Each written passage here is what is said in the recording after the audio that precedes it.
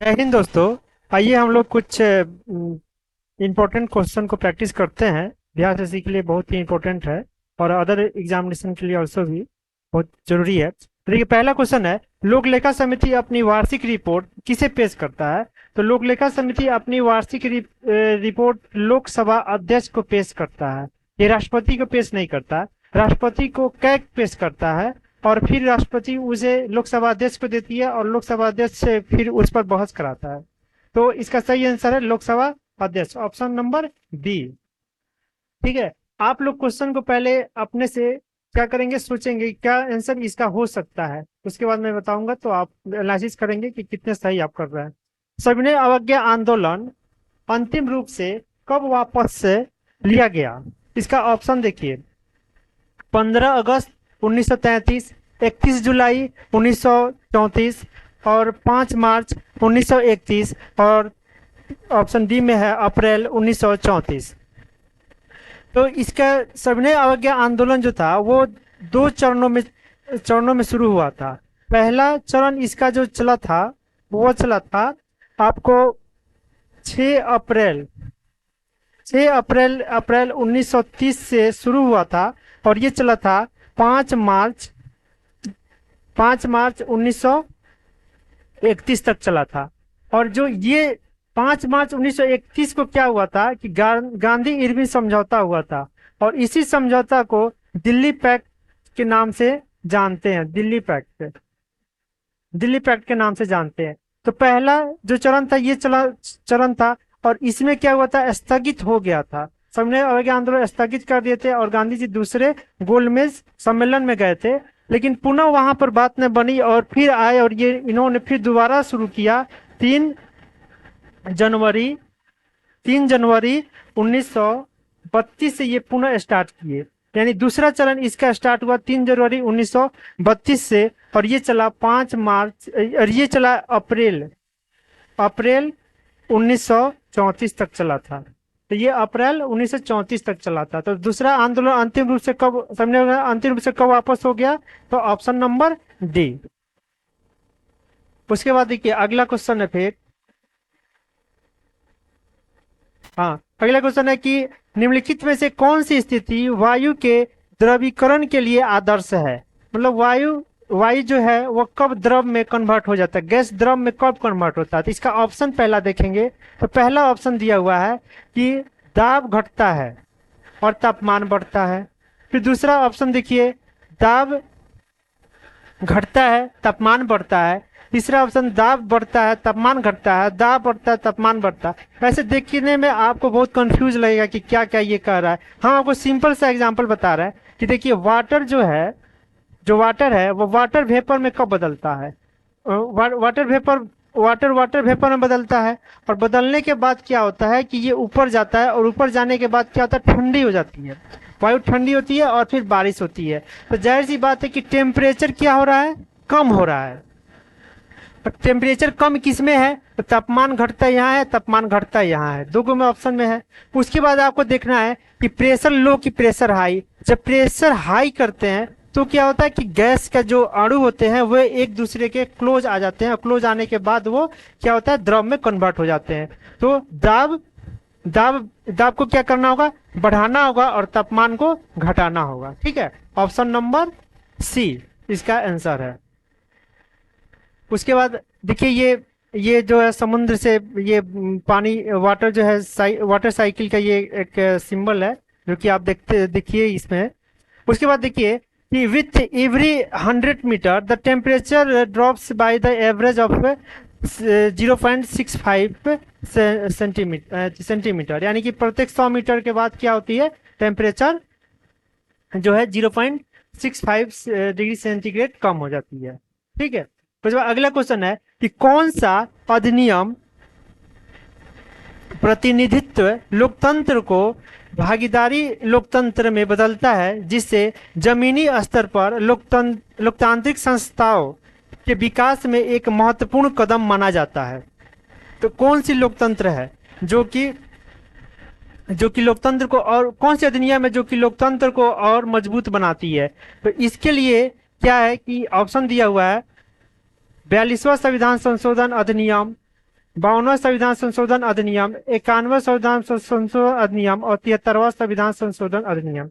तो इसका सही आंसर है ऑप्शन नंबर डी, 73वां संविधान संशोधन अधिनियम, क्योंकि ये क्या है, सेंट्रलाइज यानी शासन के विकेंद्रीकरण पर आधारित है। ठीक, उसके बाद है उसके बाद है अगला क्वेश्चन, एक तत्व के समस्थानिक समस्थानिक में क्या होते हैं? तो एक तत्व के समस्थानिक में अगर देखिएगा तो क्या होते हैं कि उसमें न्यूट्रॉनों की संख्या भिन्न होती है, न्यूट्रॉनों की संख्या समान होती है, प्रोटॉनों की संख्या भिन्न होती है, इलेक्ट्रॉनों की संख्या भिन्न होती है। तो देखिए समस्थानिक में क्या होता है कि समस्थानिक, अगर इसको देखिए तो समस्थानिक मतलब समान स्थान, स्थान क्या है उसका समान है, समान स्थान। और समान स्थान कहाँ, पीरियोडिक टेबल पर, पीरियोडिक टेबल पर समान स्थान अगर किसी एलिमेंट का है तो उसका क्या होगा कि प्रोटॉन की संख्या समान होगी, प्रोटॉन की संख्या यानी एटॉमिक नंबर समान होगा। और जिस एलिमेंट का एटॉमिक नंबर समान है इसका मतलब उसमें प्रोटॉन की संख्या समान हो जाएगी। और जब प्रोटॉन की संख्या समान है तो इलेक्ट्रॉन की संख्या भी उसमें समान होगी, हर में इलेक्ट्रॉन की संख्या समान होती है। तो इसमें अंतर किसका होगा, तो अंतर होगा आपका न्यूट्रॉन का, क्योंकि न्यूट्रॉन की संख्या डिफर करेगी और न्यूट्रॉन की संख्या डिफर करेगी तभी इसका जो है समरूप बनेगा। यानी कि जैसे हाइड्रोजन का लीजिए तो हाइड्रोजन 3 समस्थानिक है यानी कि 3 हाइड्रोजन वहां पर, तो ऐसे में इसमें न्यूट्रॉनों में अंतर होती है, न्यूट्रॉन की संख्या में अंतर होती है, न्यूट्रॉन की संख्या भिन्न हो जाती है, ऑप्शन नंबर ए। ठीक, उसके बाद देखिए, हाँ अगला क्वेश्चन है फिर, ये एक बहुत लंबा क्वेश्चन है लेकिन फिर भी बहुत सारा कॉन्सेप्ट है इसमें।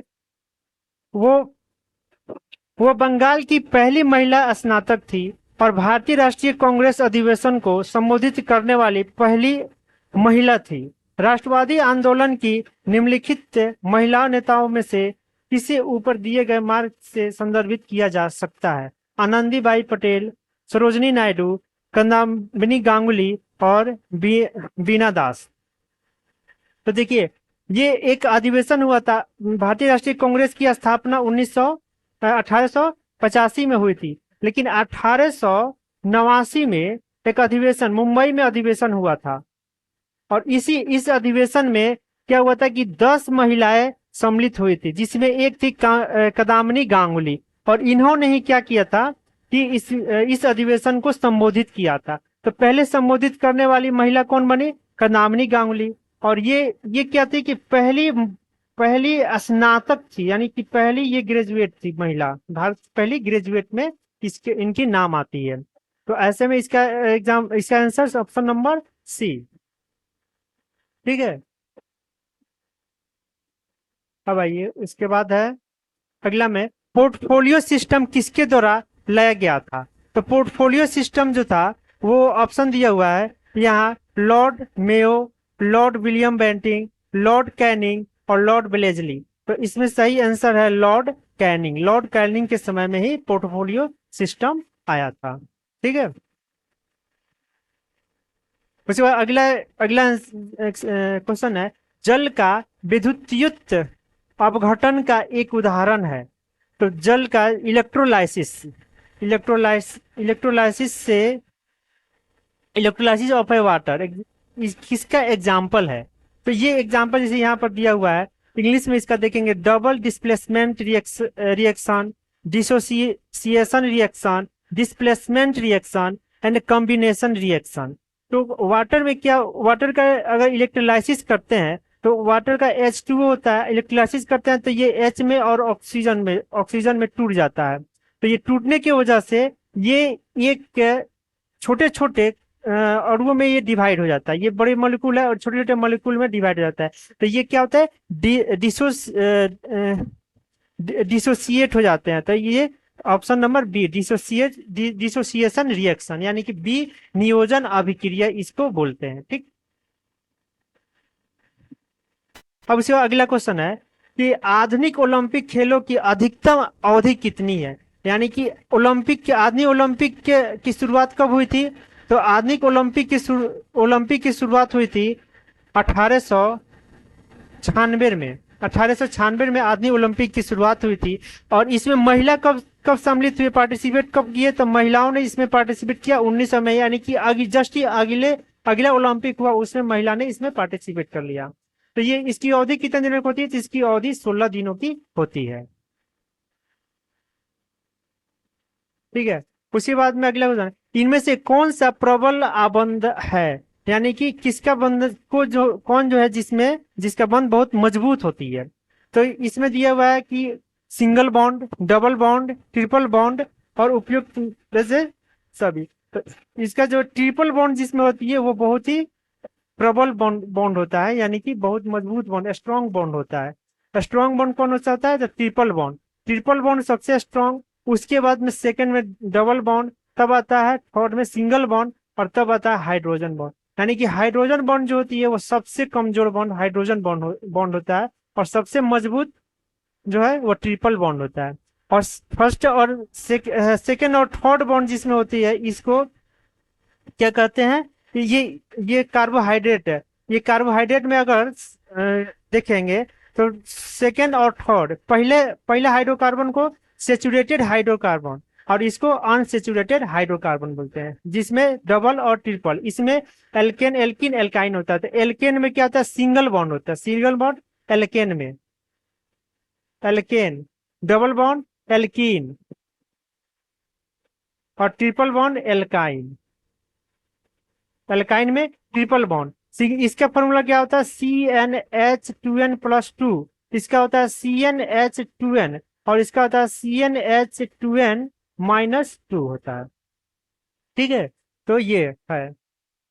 अब उसके बाद अगला क्वेश्चन है कि हम्म among the following which elements was first produced artificially। इसमें इसमें दिया हुआ नेप्टिनियम, प्लूटोनियम, फ्रेंसियम, टेक्टेनियम। तो इसका सही आंसर है टेक्टेनियम, यानी कि ऑप्शन नंबर क्या है, ऑप्शन नंबर डी। कहाँ गया ये क्वेश्चन,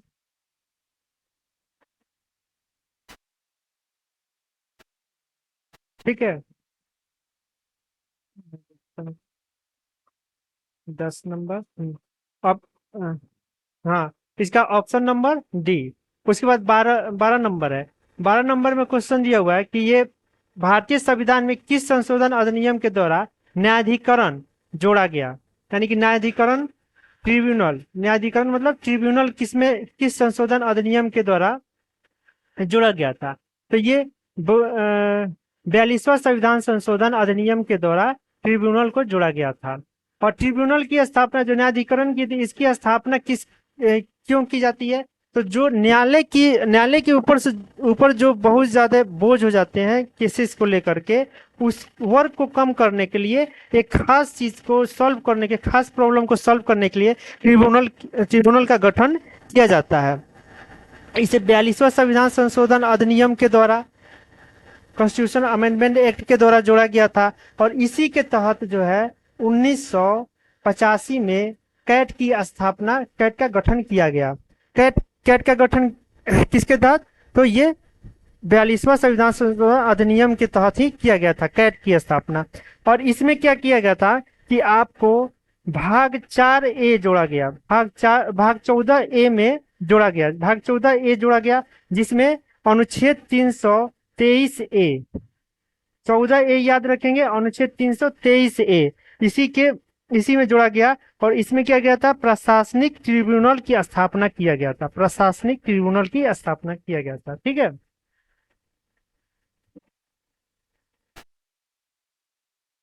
अब इसके बाद है, अम्ल वर्षा के लिए उत्तरदायी गैसीय प्रदूषक है। तो अम्ल वर्षा के लिए कौन सी प्रदूषक उत्तरदायी है, ठीक है। इसमें दिया कार्बन डाइऑक्साइड, मीथेन, अमोनिया और सल्फर डाइऑक्साइड। तो इसका सही आंसर है सल्फर डाइऑक्साइड, क्योंकि अम्ल वर्षा किससे होती है, तो एक सल्फर डाइऑक्साइड और एक नाइट्रस ऑक्साइड, दो ही गैस इसके लिए उत्तरदायी होते हैं। क्योंकि सल्फर डाइऑक्साइड जब वाटर से रिएक्शन करता है तो क्या करता है, सल्फ्यूरिक अम्ल, और जब नाइट्रस ऑक्साइड वाटर से रिएक्शन करता है तो नाइट्रिक एसिड बनाता है, और दोनों ही बहुत प्रबल एसिड है। तो ये उत्तरदायी है अम्लीय वर्षा के लिए।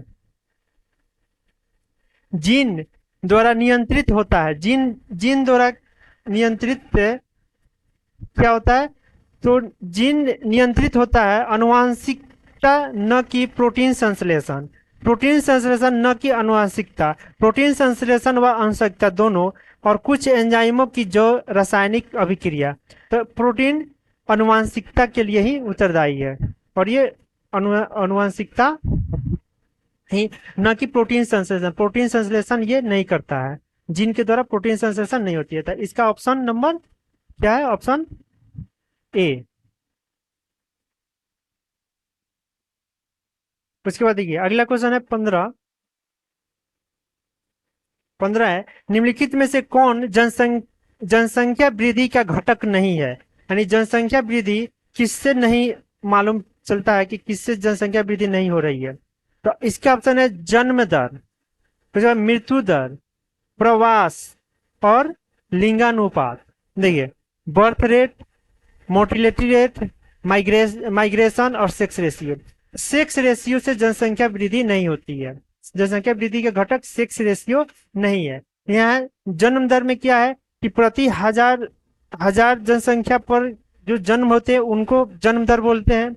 मृत्यु दर उसी तरह से जितने हजार पर ही काउंट करते हैं। इसका बेस जो होता है हजार, हजार पर कितने कितने मौत हुई उसको लेकर के काउंट करते हैं। मृत्यु दर, प्रवासन, यानी कि ये तीनों में जनसंख्या वृद्धि वृद्धि के ये घटक है, जबकि ये लिंगानुपात जनसंख्या वृद्धि के घटक नहीं है। संविधान के किस अनुच्छेद के तहत राष्ट्रपति को निशुल्क आवास और वेतन भत्ते मिलते हैं? तो किस अनुच्छेद के तहत? तो राष्ट्रपति को अनुच्छेद 59 के तहत मिलते हैं। अनुच्छेद 59 के तहत सरकार निशुल्क आवास और वेतन भत्ते जो भी सुविधाएं है वो मिलती है। 60 में क्या होता है कि राष्ट्रपति शपथ लेते हैं 60 में, और 59 में उनको वेतन भत्ते मिलते हैं। ठीक है, और ये है कि उनका कार्यकाल 56 में है उनका कार्यकाल, यानी कार्यकाल 500 वर्षों की होगी। इसकी चर्चा 56 में की गई है। ठीक है, थैंक यू फॉर वॉचिंग। और अगले वीडियो के लिए आप हमारे चैनल को सब्सक्राइब करिए, और अगला वीडियो जल्दी हम बहुत जल्दी लाएंगे, और कंटिन्यू वीडियो आती रहेगी। Okay, thank you.